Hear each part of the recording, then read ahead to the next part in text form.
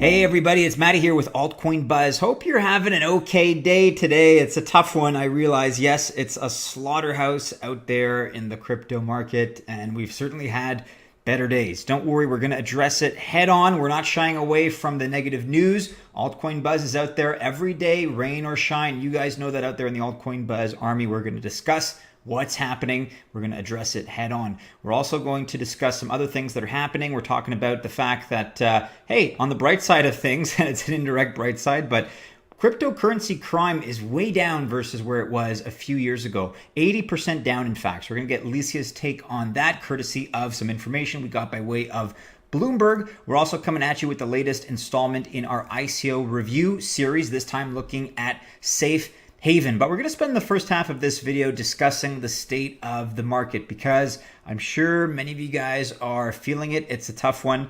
And by all accounts, we've actually reached, unfortunately, a new low for 2018 in terms of the total overall crypto market cap. So we were at $220 or so billion just a few minutes before I started recording. But as of right now, we're sitting at 223.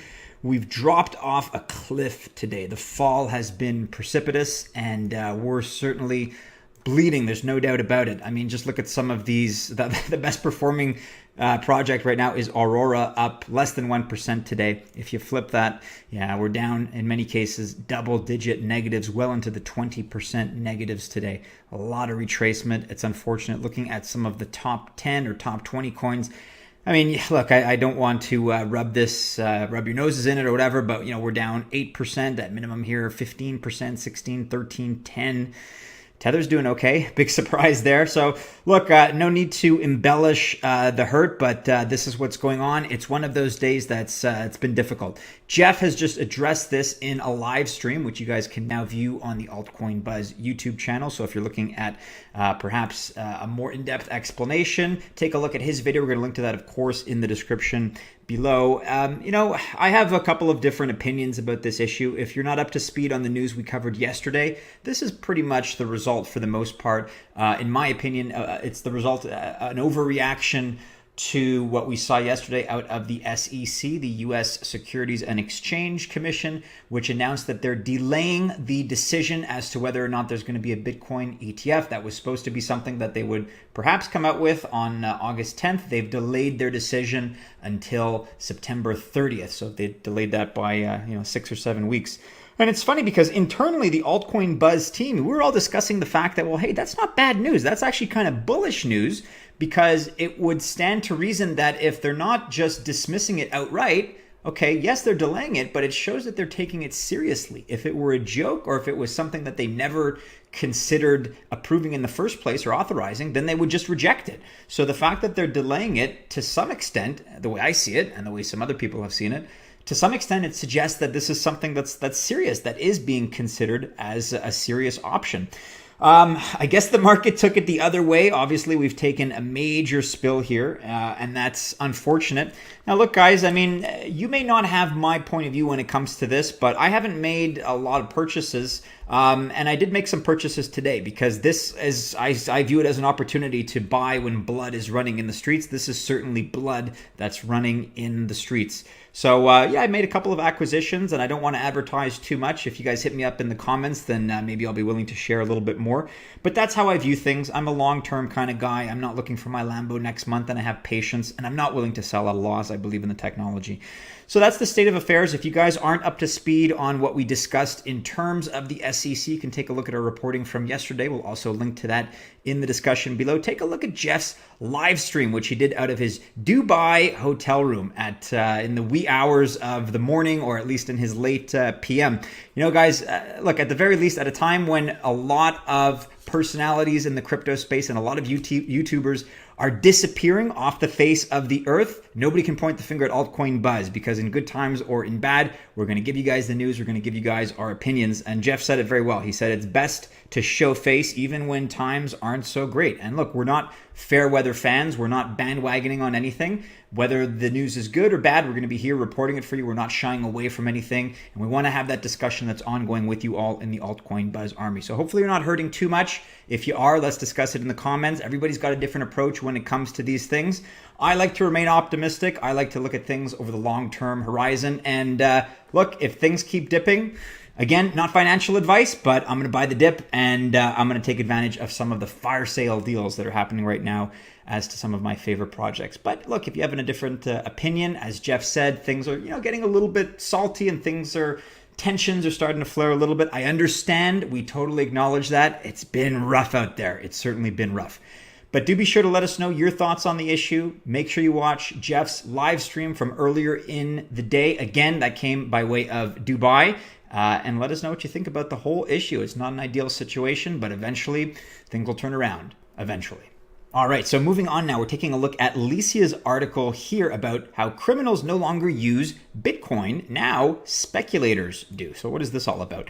Lolita Infante, a U.S. Drug Enforcement Administration special agent from Cyber Investigative Task Force, claims that criminals have fallen out of love with crypto. According to her, Bitcoin is now less used for malicious purposes and more for speculation, writes Bloomberg.com. So Bitcoin transactions have long been associated with the criminal world. Thus, it has been claimed that the Russian hackers who allegedly hacked the files of the American Democratic Party have used Bitcoin. And as I like to joke, those Russian hackers also wear running shoes, eat Fruit Loops, and use toilet paper. So watch out for those products as well. Before that, the European police Europol, which has expressed concerns about the issue, seized $5.2 million worth of Bitcoin and 800,000 doses of LSD from European drug lords. Yet according to Infante, the tables have turned, at least partially. So if 5 years ago, quote, her analysis of blockchain data showed criminal activity was behind about 90% of transactions in the cryptocurrency. Now, the illegal activity is visible in only 10% of the cases. An 80% decrease is certainly impressive, and yet it is too early to celebrate as the motley criminal crew is nowhere close to giving up. Besides, the total transaction volume has surged significantly since 2013. But that's quite a big difference if you go back. I mean, 90% of transactions versus 10% of cases today. Yes, as Licia points out, the market has swelled up. So in terms of just raw numbers, you're still probably seeing more criminal activity, but in a relative sense, those percentages have gone way down. And I always laugh at people that say that cryptocurrency is the choice of criminals that are looking to launder money, that are looking to use funds illicitly. It is so much easier to do that with cash. And I'm not trying to take like the pro-criminal perspective here, but if I were to do something nefarious, I would choose in a second to do it with cash because it's untraceable. It's the kind of thing that doesn't leave any digital fingerprints. I mean, the right forensics team can, trace wallet histories. There's a lot more information to be had in the blockchain space. And I'm not saying it's a perfect system, but it's much more difficult to pull off a sophisticated heist with cryptocurrency and on the blockchain than it is to do with basically cash that is a bunch of printed ink on paper. Just my opinion. Quote, the volume has grown tremendously. The amount of transactions and the dollar value has grown tremendously over the years in criminal activity, but the ratio has decreased. So that's a good thing we can point to. The majority of transactions are used for price speculation, Infante noted. You guys can read a little bit more about this, Licia's article here. I think on the whole, it's a good thing because we do get a bit of a bad rap in cryptocurrency in the blockchain space. There's this reputation that, we're all these hacker types and perhaps we're sympathetic to criminals in the cyber world. No, we're not. And it's nice to see these kinds of statistics that are a little bit reassuring and suggest that, hey, we're not the bad eggs that society perhaps thinks so many of us are. Speaking of bad eggs, I'm sick and tired of, not members of the altcoin buzz army, obviously, but imposters that are infiltrating the comments and that are talking about, oh, Mr. Gary Charles has made me such and so many Bitcoins. I promise you right now, you will be deleted for those comments, but in the interim, I will make fun of you and I will ruin your efforts. I will troll you to the ends of the earth to make sure that no other members of the Altcoin Buzz army fall for your scammy tactics. I think, honestly, our Altcoin Buzz soldiers are too smart for that in the first place. But just for the enjoyment's sake of it, I will make fun of you if you leave those comments. Mark my words. So you guys can read, sorry for that tangent, but just letting you guys know. Now, like I said, tensions are high. People are trying all kinds of different things. There's some people that are backed into the corners like animals, and they're resorting to some of these scam tactics. So I'm not having any of that. Neither is the rest of the altcoin buzz team. You can read about Licia's story that she covered here on Bloomberg. Bitcoin speculators, not drug dealers, dominate crypto use now. So take a look at this article. Of course, we're going to link to that in the description below. And finally today, guys, we have the next installment in our ICO review series, this time looking at Safe Haven. So as usual, we rank all kinds of different categories quantitatively. We look at the team, we look at the business, marketing, we look at the technology, the advisors, the economics of it all, the partnerships that the project has struck up, the white paper, what it's all about. And we give an ultimate rating out of 100 based on the aggregation of all the sub ratings we make in these individual categories. You're getting the aggregation of multiple opinions, multiple analysts on the altcoin buzz team. And we don't have time, as usual, to go through everything, but an overview of Safe Haven is as follows. It's building a solution for inheritance, asset distribution, and asset control. With the growing adoption and acceptance of cryptocurrency, digital inheritance has become a critical technological need. It is built on the VeChain Thor blockchain, working in unison with their patented Trust Alliance Network, TAN.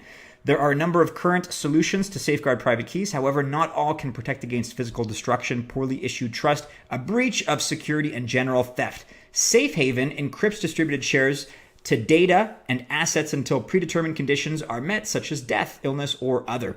There are two major entities in the network: the initiator, who is the one who wants to secure their legacy, and the validator, the legal entities selected by the initiator to complete the inheritance process through TAN. So a very original, a very unique project that's out there. If you want to read more about Safe Haven, of course, we're going to link to our ICO review in the description below, so do be sure to check it out. And with that, guys, make sure you're following Altcoin Buzz and Altcoin Buzz News, because as soon as more good news breaks and as soon as this inevitable upturn in the market does come down and does bless us with good fortune and prosperity, sooner or later it's going to be here. We're going to alert you to it through our channel. So make sure you're up to date. If you like this video, leave us a thumbs up. Leave us your comments about how you're dealing with the unfortunate market conditions. Again, make sure you're subscribed. Make sure you click the bell to be notified to the new content we put out, which is every day. Again, we're not fair weather fans. We are winter soldiers. We're here no matter what. With that, guys, if you choose to invest, not financial advice, but if you choose to invest, I wish you happy investing. We will see you all again soon in a new video. Stay well, take care. We'll see you soon.